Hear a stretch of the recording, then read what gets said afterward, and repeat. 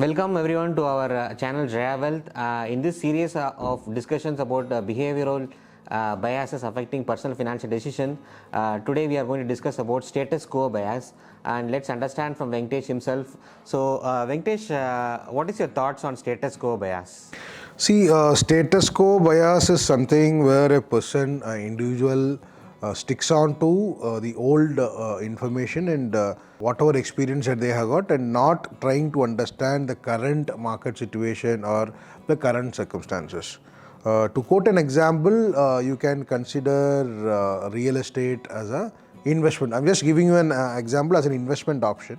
How it has evolved is like, if you look at in early 2000s, okay, that was a great period for real estate investments. If you look at, India was booming, and there has been a lot of technology companies coming in, and many people has got an opportunity to go on site, make real good money, come back and invest in a real estate property. Those days what has happened is like these real estate property has given them handsome returns.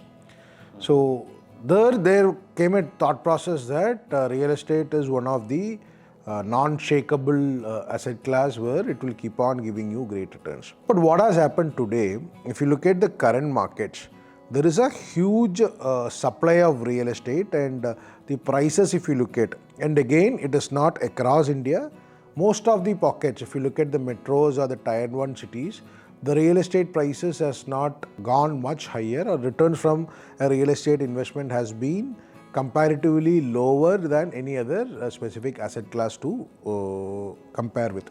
So this is something which we call as a status quo bias, where the individual or a person is having a mindset that whatever the market condition is, once he had experienced a good return from an asset class, and he strongly believe that this is something which is going to repeat now also, even in the same real estate asset class, I will be in a position to make huge returns.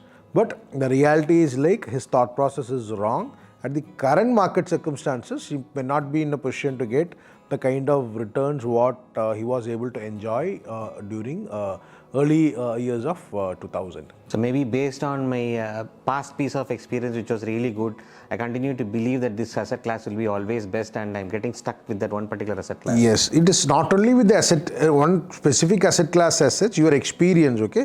Your experience, whatever you had gone through, and which gives you a feeling that this is one of the best asset class, okay? Then you will not be willing to come out of that and try with any other options as such, irrespective of whether it is going to give you return or not. What will be there in your mind is like, going forward, this is going to be an asset class, always going to give you good return. Especially when we talk about real estate, and if we talk anything wrong about real estate, most of the viewers or most of the people do not like it. Still, there is a concept that real estate is an investment option which cannot fetch you negative returns. But if you go by facts, in recent years, especially if you look at the metros, wherever the property or the what you can call it as a radius of the so-called city has got expanded, and there has been a lot of property developers mushroomed in outskirts of the city, okay, which come out with some of the fancy names in place, which is very much close to this place, that place. But if you look at those kind of properties, and people whoever has invested, that is also real estate investment, right? Hardly there are buyers for that. If you want to resell those property, hardly there are buyers. And if you look at rental yield as such, rental yield is much lesser compared to what you can get from a fixed deposit. Rental yield will work out anything around 2 to 3% is what is a rental yield is. But still people strongly believe this particular asset class is gonna deliver much better in coming days. But as there is going to be more supply that is coming in, definitely there won't be any specific demand as such. Okay, it's basically a supply demand theory, and supply has gone up, and there is no takers for a used property in those particular areas. Again, I just want to make it as a point. It is not that everywhere real estate is a bad investment option. Okay, across the location it is not.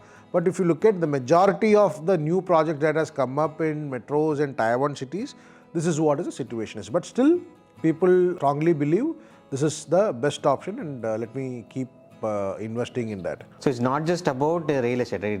We are just picking it as an example.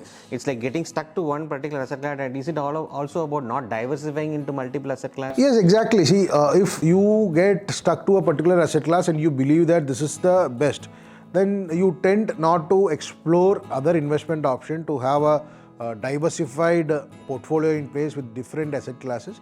Why it is not happening is because you got this tendency that why not get into any of the other investment avenues? This itself is the best which has provided, and automatically you start calculating numbers and you come to a settlement that yes, this is the right option that we had worked with, and let us settle with this investment option itself. Let us not explore other products as such. So like I've seen like more people doing this. They try to identify that one particular asset class which they should finalize and put all their money there in one, park everything there itself.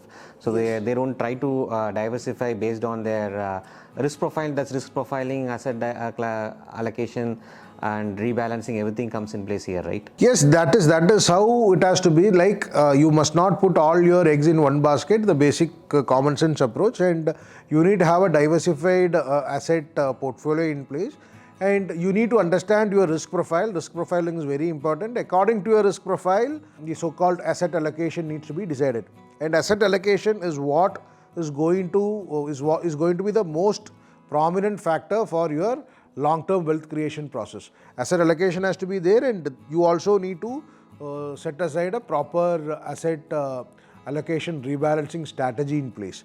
That will ensure that you get your desired returns and you can achieve all your financial goals on time. So asset allocation is required, risk profiling as a first aspect it is required, and you need to diversify your assets, and according to your risk profile, allocation has to be done, and regular rebalancing needs to be done as per the strategy that you put aside for rebalancing your portfolio. These things are basic requirement. Because I've seen some people like certain times they ask, what is that one best mutual fund? Can you tell me that? Where I can park all my money? Exactly. This is one of the most common question and the most difficult question to answer.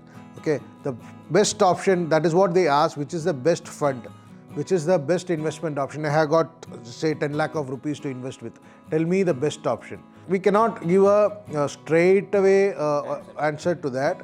There are a lot of things needs to be considered for what he is investing for, what is his time horizon of investment is, what is his risk profile. Okay, all these parameters needs to be considered before telling that client this is an investment option that you can look at. So unfortunately what happens is like he end up buying a product. Anybody who goes to a financial product manufacturer and say, I got 10 lakh of rupees, give me the best product, what naturally happens is like the manufacturer will sell a product which is very good for the manufacturer's side. The buyer is not aware of how the entire things works. That is a very difficult question to answer in one shot, but definitely once we understand his requirement in detail, once we do the entire processing for that, then we might be in a better position to guide him in such a way that which is the best investment option for his risk profile, for his requirement and his expected returns. All these things needs to be considered. Okay, so thank you Venkatesh for that useful piece of information on status quo bias. I hope it was useful. It will be useful for our viewers also. So viewers, please share your comments in the section below and tell us what do you think about this video. Please do share your thoughts on it in the comment section, and also subscribe, like and share our channel. Thank you.